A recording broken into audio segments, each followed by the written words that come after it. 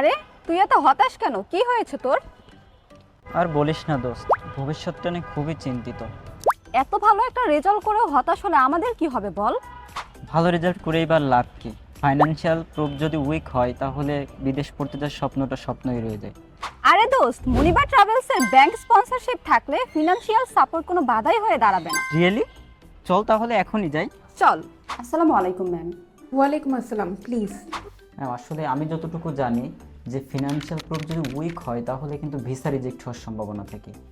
এই বিষয়টা খুবই দুশ্চিন্তার বিষয় আমার জন্য। হ্যাঁ, আপনার ভয়টা একদমই স্বাভাবিক। ফিনান্সিয়াল প্রুফ যদি উইক হয় তাহলে ভিসা রিজেক্টের সম্ভাবনা অনেক বেড়ে যায়। আচ্ছা ম্যাম, এই স্পন্সরশিপ দিলে কি এম্বাসি আসলে বিশ্বাস করবে?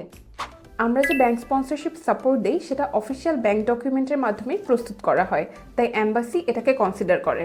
আচ্ছা ম্যাম, আরেকটা বিষয় জানার ছিল যে আমি যদি চাই 6 মাসের কোনো ব্যাকডেটেড অ্যাকাউন্ট কি দেখাতে পারবো?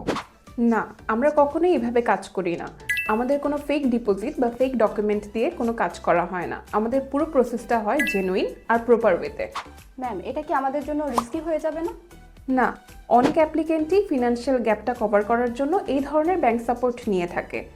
ইস্যু তখনই হয় যখন কোনো ফেক ডকুমেন্ট প্রদর্শন করা হয়, যেটা আমরা একদমই করি না। ম্যাম, এই সাপোর্টটা আসলে কারা নিতে পারবে?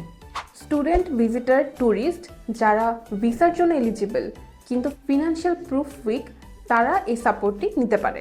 আচ্ছা ম্যাম, এই পুরো প্রসেসটা কি আমাদের জন্য খুবই কমপ্লিকেটেড? একদমই না, পুরো স্পন্সরশিপ প্রসেসটা আমরা হ্যান্ডেল করি যাতে আপনাকে কোনো বাড়তি চাপ না নিতে হয়।